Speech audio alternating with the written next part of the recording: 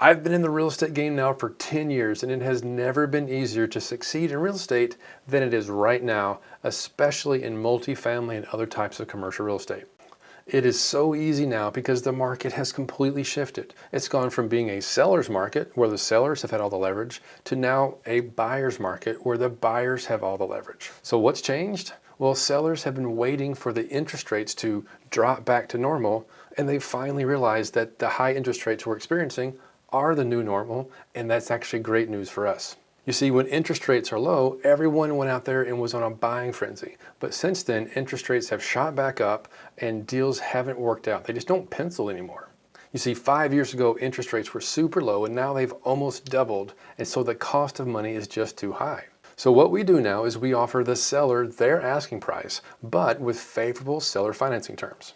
And so this is where we make a down payment to the seller. This is called seller financing, and this is when the seller takes a small down payment up front and then takes the rest of their payment in installments over time. And since the market has shifted, sellers are much more willing to work with us, and they're accepting offers at a rate that I just haven't seen in years. There has never been a better time to buy commercial properties.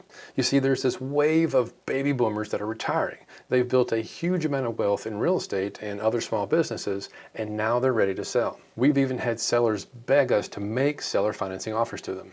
So where are all these sellers and how do you go out there in the market and find them?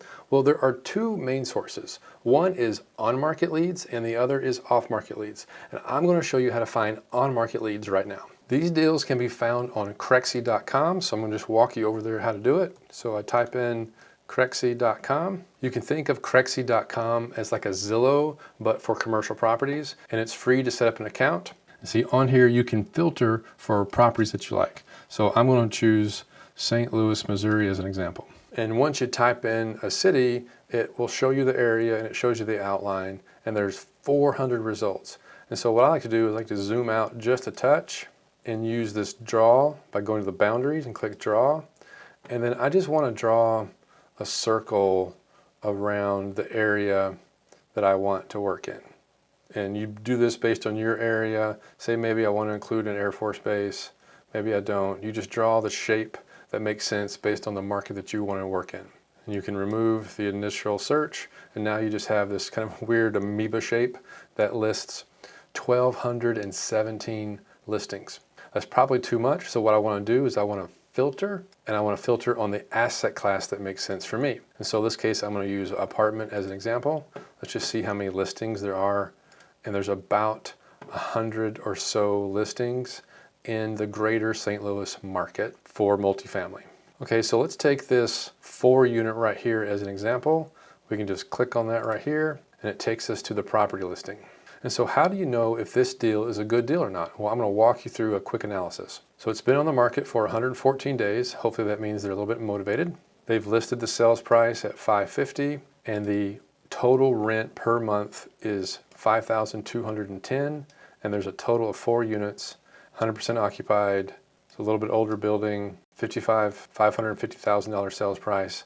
This gives us enough to be able to make a quick analysis. So let's just jump over here and do a quick rundown. So the list price is $550,000 and the monthly rent is $5,210 per month. You see, now first we need to calculate what they call the NOI, which is the net operating income. And this is just always equal to revenue minus expenses. And this number does not include the mortgage payment. We just want to know how the property performs independent of financing. So total revenue minus operating expenses. And so revenue is easy. It's just the monthly income that we have right here times 12. So we do 5,210 times 12, and that gives us $62,520 per year in potential income. Now you want to take out the expenses. And so we want to factor in what was called the vacancy rate, and we want to factor in the expense ratio. And the good news here is we have some good rules of thumb that we can use, because remember, we're just doing a quick back of the napkin math just to see if this is a good deal or not. And so a 4-unit property that's multifamily, we typically say that the vacancy rate is between 5 and 10%, and the expense ratio is between 40 and 45%. Okay, so in this case, I'm going to use a 10% vacancy rate and a 40% expense ratio. So we take 62,520, which is the annual income, and then we multiply that times, or the vacancy rate. So it's 1 minus 0.10 times 1 minus 0.4. So this gives us 62,520 times 0.9 times 0.6. The result of this will be the NOI, and that works out to be $33,760.80. Okay, what does that mean? This is the operating income that we expect to receive from this property with a 10% vacancy and the expenses costing about 40% of all the revenue that brings in. And this is a pretty common number that we use, and it's remarkable how often it's accurate. So what we do is we take this right here and then we divide that by the proposed sales price, which is $550,000. That gives us the cap rate.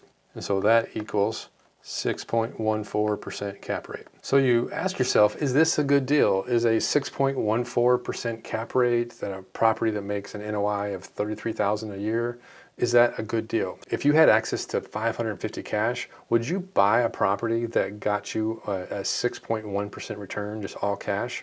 Or do you think maybe you could get a better return someplace else? Or let's say you want to use leverage, and so you're going to borrow 70% from the bank at a 7% interest rate. So that works out to be about $165,000 of a down payment, and then you borrow the rest, and then your return on investment would be 1.38. I'll show you how I got that. You see here on Crexi, they give you this really cool calculator that you can use. And so it gives you the purchase price. I've plugged in the net operating income that we just calculated. And let's say you're going to get a 30% down payment. And let's say you're going to get a bank loan that's 7% loan to value, meaning that you have to put 30% down. So 30% of 550 is 165. And let's say the going interest rate 7%, and they'll give you a 30-year amortization schedule. That gives you the 6.4% cap rate and a return on investment of 1.83. So would you take $165,000 of your money that you've just inherited or you've worked hard to earn and save and invest it to make a 1 to 2% return? No way. You can get way better just by putting your money into a savings account. So on the face of it, no, this is not a good deal at $550,000. The seller is asking way too much. It's simply overpriced. And you'll see that about 95% of all listed properties look very similar to what we just went through. And this is what we mean when the deals just don't pencil out. Like, why would I put money into a property to make a 1% return? No, thank you. So it begs the question, what do you do? Do you just give up and say, well, we cash out your seller? No, we make an offer that does work. And so here's what we do. We call this broker up and we explain that at today's rates, this deal just simply doesn't work. They're asking way too much. It's overpriced. And then we say, we like to buy properties in one of three ways. Number one is we can cash out your seller, but the seller will get all their money at closing, but they must take a significant discount. Number two, if they have a loan in place that has favorable terms, then we can take over that position. We can assume their loan, provided it gives us the returns we're after. And number three, our favorite way is seller financing. We will pay the seller their asking price. We'll give them this $550 if they're willing to take payments over time. If the broker says that the seller just won't take a discount or they won't accept payment terms, then we're done. We can't do business. And we have this talk with brokers like 100 times, just as fast as possible, until we find a seller who is flexible. And this is exactly what Vera did. She bought 2 apartment complexes. One is a 20 unit in Dallas, and the other one is a 24 unit in Dayton, Ohio. Both of them were seller financing deals at 3% and 4% interest, respectively. So there was no bank involved at all, and they couldn't go to the market and get 3 to 4% interest from the banks. There's no way. Turns out that both of these sellers were retiring. The owners of these small properties, they usually don't know how to sell. Their kids and their grandkids don't want them, so they need some help and they want to sell. And that's where you step in and make an offer that works for both parties. You see, what you're doing here is you're buying the future cash flows of this business. It's already proven, it's easy to run, and the seller is ready to deal. You say, hey, I'll pay you your price if you're flexible with me on the terms.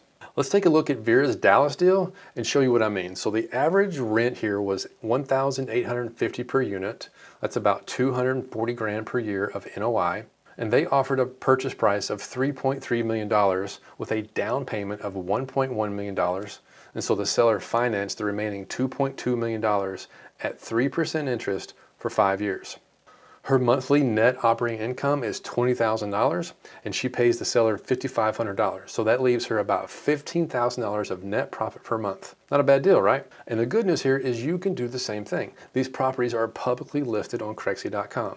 You just call the broker up, you ask if the seller is flexible, like I did in the St. Louis example, then make an offer and see if it works. We have several clients right now with 2 or more properties under contract doing this exact thing. It's working all over the US. We've seen more deals close in the last quarter than we did all of last year. So in real estate, you take what the market gives you. Sometimes it's the seller's market, sometimes it's the buyer's market, and the shift is happening. It's moving much more towards a buyer's market, and that's what you want. Sellers are open to making deals. So I like to target properties in small but growing markets. They've owned the property for 10 plus years and the property is free and clear, meaning there's no debt on the property. And then I like areas that have a steady population growth, and so I make win-win offers. Sellers get a steady income without the hassle of managing the property. I get cash flow to cover costs, pay the seller, and then live off that profit. If you want to learn how to structure these deals, you can join our free school community and the link is in the description below. This next video will show you how I made over $10 million in real estate and the principles that I learned that you can use too.